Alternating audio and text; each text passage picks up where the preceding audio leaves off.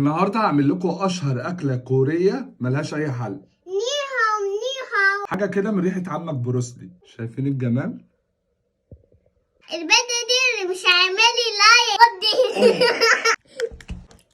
معلقتين سكر، ربع معلقه ملح، ملح يعني. شويه فانيليا. بعد كده هنديهم تقليبه حلوه.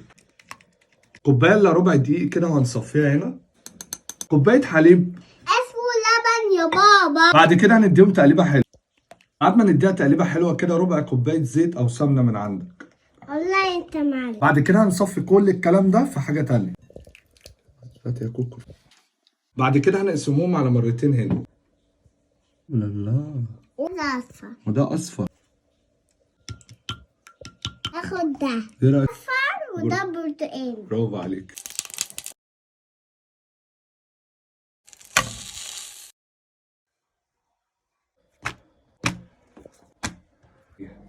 واو واو واو.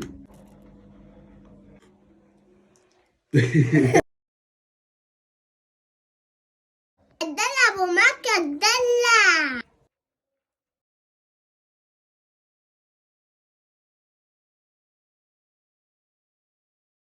بعد كده ندخلوها التلاجة. بعد ما طلعناها من التلاجة يا بندوق وبسم الله.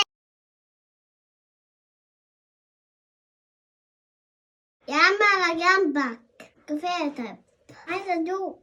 خد دوق. عالمة لازم تجربوها. انا هنام في كومنتات بقى.